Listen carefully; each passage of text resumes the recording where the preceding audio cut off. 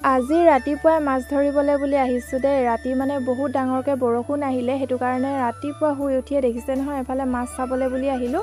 আৰু ইয়াতে মানে মাছো লাগি আছে দেই। মাছকেইটা বাৰু মই উঠাই ল'লোঁ। আৰু এতিয়া আমি গৈ আছোঁ বেলেগ এটা জেগালৈ বুলি। আৰু এয়া চাওকচোন, আমাৰ মানে চেপা এটাও পাতি থোৱা আছিলে, ভাইটিয়ে তাকে চেপাটো এৰুৱালে। তাৰপাছতে এইফালে আমিও ঘৰ আহি পাই গ'লোহি। আৰু এইফালে চাওকচোন, গোটেই মাছখিনি দেখাই দিছোঁ।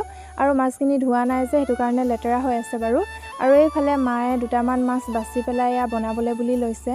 ৰাতিহে বৰষুণ দিলে দেই, ৰাতিপুৱাই কিন্তু বেলিটো ওলালে। সেইটো কাৰণে এইফালে ময়ো কাপোৰ কেইটামান ধুবলগীয়া আছিলে, তাকে কাপোৰকেইটা মই ধুই ল'লোঁ। তাৰ পাছতে ভাত পানী খাই মেলি এইফালে ময়ো ঘৰটো মুচি লওঁ বুলি লৈছোঁ। আৰু মাটিৰ ঘৰ যে, ঘৰটো মানে ইমান জল্দি লেতেৰা হৈ যায়।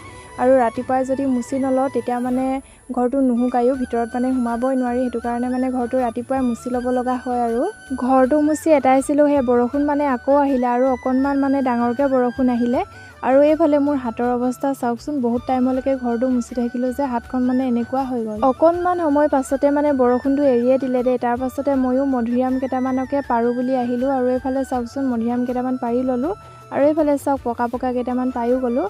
আৰু মধুৰিআম খাই খাই মই এইফালে আমাৰ পুখুৰীৰ পাৰ পাই গ'লোহি। আৰু বৰষুণ দিলে যে, চব মানে গছ গছনিবিলাক সেউজীয়া সেউজীয়া হৈ পৰিলে আৰু দেখিবলৈ কিবা এটা ভাল লাগিছে।